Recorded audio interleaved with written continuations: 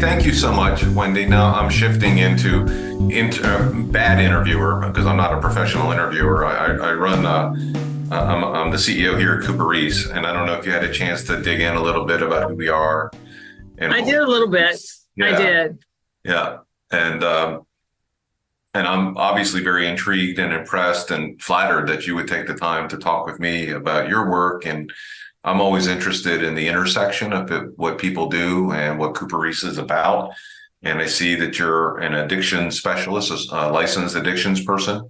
And I think Right. Yes, that's the job that I had. Yes, that is so we, correct. we know that there's a relationship, and it's interesting. And I always want to understand it between addictions and mental health, and they don't live in silos, and sometimes they live together, and sometimes addictions can be what's in front of really unmasking a serious mental health challenge, or Right. sometimes addictions can be a function of somebody trying to manage a mental health crisis. But so I'm interested in that, and whoever comes and watches this interview will walk away with a better understanding and of who you are, Right. what you do, know about your book.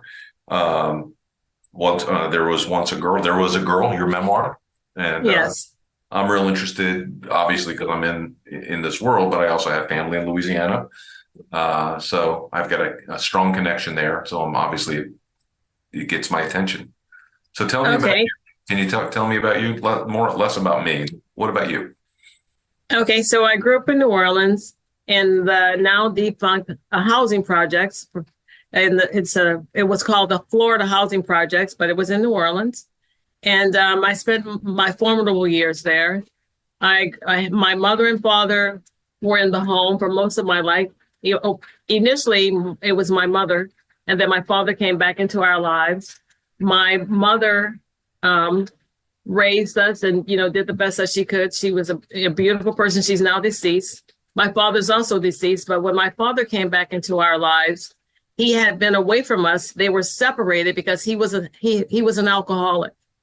He had significant problems with alcohol. And so my mother made the decision to leave him. So subsequently, she ended up being a single mom, raising three daughters, and she was in the Florida housing projects. And then when my father came back into our lives, he came back clean and sober. My mother said that he could not come back into our lives until he had stopped drinking. So he came back clean and sober. And so from that period of time, he never took another drink. I don't know what kind of programs he went to or anything like that. I mean, that was basically as from the perspective of a child. When he came back into our lives, my mother had told us that he had to come back clean and sober. And even though I was a little kid, I knew what that I knew. She had told me so many stories, and so we already knew about his history. So when he came back, we didn't worry about it. I just think about that sometimes, like how sometimes when people are in the recovery process, a lot of times the family members are so worried that they're going to relapse. Well, for Right. some reason, I don't know if my mother worried, but I didn't worry. And I never worried. And he never took another drink. However, he was addicted to tobacco. I mean, he smoked cigarettes. Sure. But and we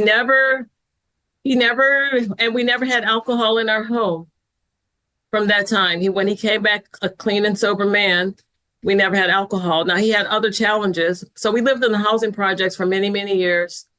And I went through high school in the projects. I went through 4 years of college in the projects. I share all of that in my story.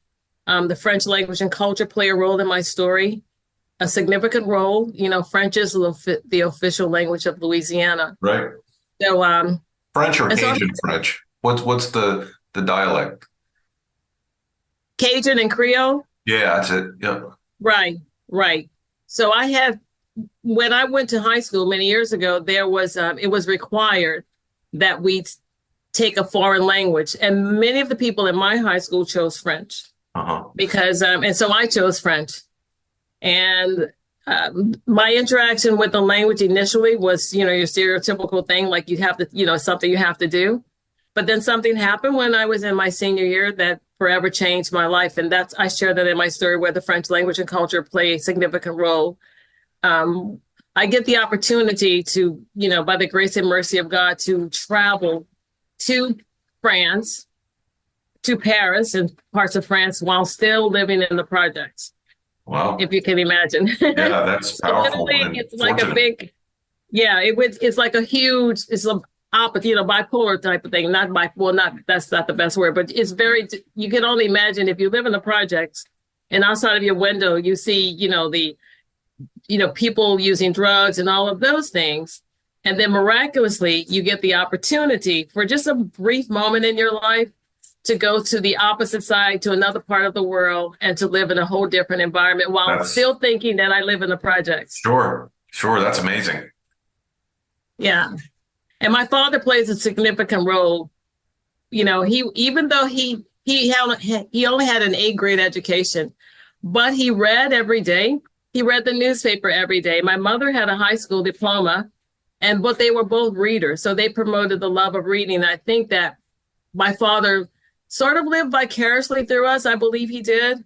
I believe that my two sisters and I represented some of the things that he wished that he had been able to do. And so when he played that huge role in helping me go to France while we still lived in the projects, I think that in that moment in time, he just connected with a dream that I had, because we all have our dreams, and I'm sure he had unfulfilled dreams, you know, and I think that played a significant role. No, absolutely. Um, can you talk a little bit about hope and healing? Because that's what CooperRiis is really all about. We're a recovery model that serves adults with mental health challenges.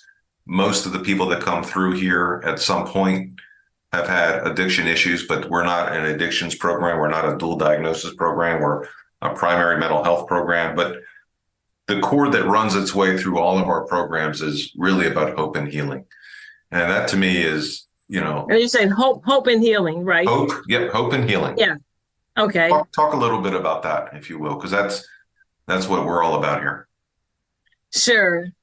I think that one thing I share with people is that you should wake up every day with hope. And even if no matter what's going on in your life, whatever difficulties you're facing, if you could just wake up with a measure of hope, if you could just think of one small thing that you're thankful for and something that you believe will happen to you, because that helps us in the healing process. It's when we feel like we're stuck and nothing will change. And so we wake up every day and we don't want to wake up. We don't want to get out of bed. We don't want to do anything. We feel that our dreams and goals will never achieve them. And so we might as well stay where we are, which for many people would be to remain in your addiction and to choose to not make any, to choose to not do better.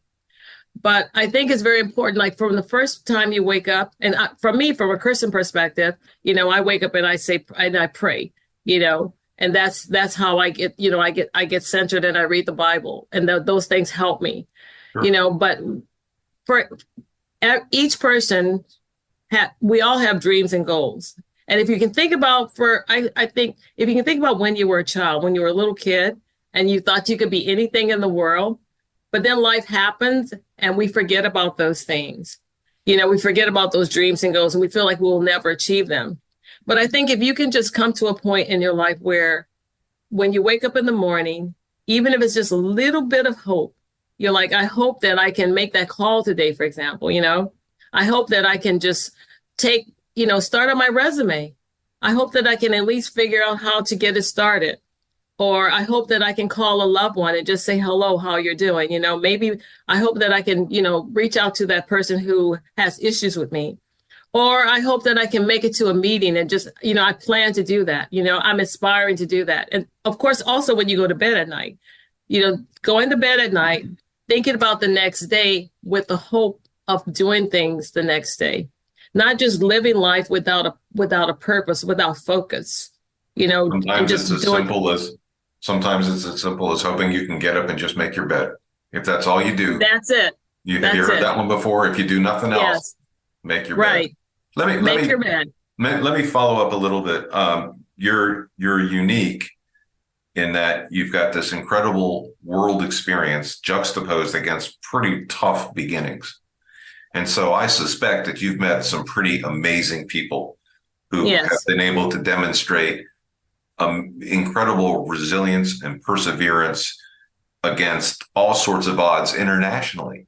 And Yes. if you if you look back on your travels and all the places you've been and the people, this is a tough question, and the people that you've met are, if you were gonna tease out the qualities or what you've seen common to folks that have been able to overcome their mental health challenges or their serious addiction experiences, what are you seeing out there in the world that maybe I could walk away from and say, you know what, we need to consider this in our programming?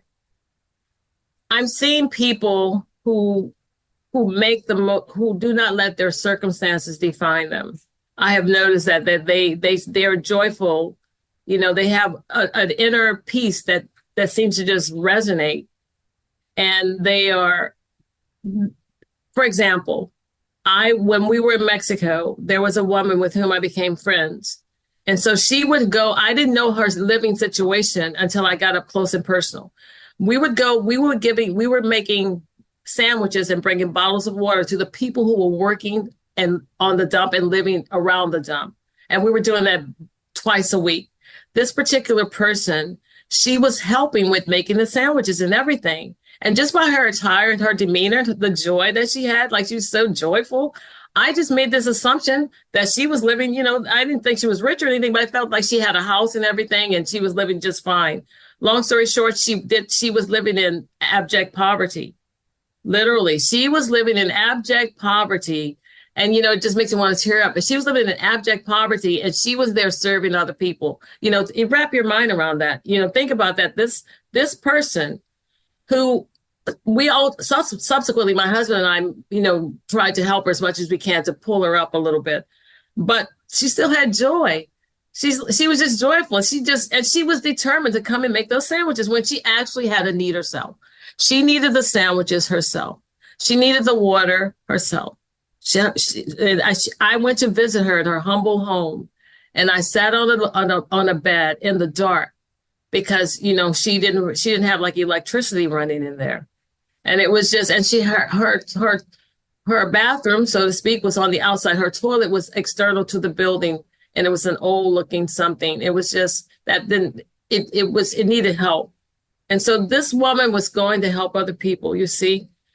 And she would give of her time and all of that. And the job that she did was cleaning houses, basically. So what you're saying, what I'm hearing you say is, regardless of your circumstances, if you're able to give back, be productive, contribute, yes, be a citizen, and exactly, be something bigger than yourself, those right, are elements that promote recovery. And that really does tie into, we have a community work and service program here that, people come to our farm program and they work with the animals, they work in the greenhouses, they do things to help make the campus beautiful. And that combined with the other elements of our program, we believe really certainly not living in a dump and making food for people. But if you really pull the lens back, there's some similarities. Indeed. Yeah. Indeed. Yeah, just don't, that was something that helped. I mean, and growing up in New Orleans and how I did, that was key for us to not be defined by our circumstances. Most people who met us external to the projects, many people didn't know. They had no idea, because I felt like, even though I lived in abject poverty, I was pretty poor. From childhood, I decided, I am not the projects. I am not this person, and I'm not the daughter of a man who had problems with alcoholism. I know that the history and the family issues that happen when your parents, that all of those things that we talk about. But I remember I never felt like I would become an alcoholic. I never thought about that.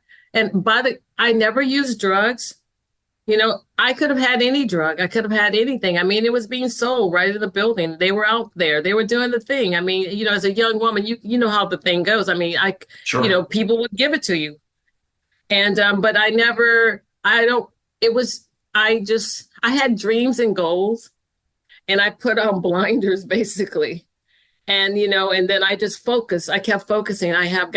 My goal was to leave to get out of there.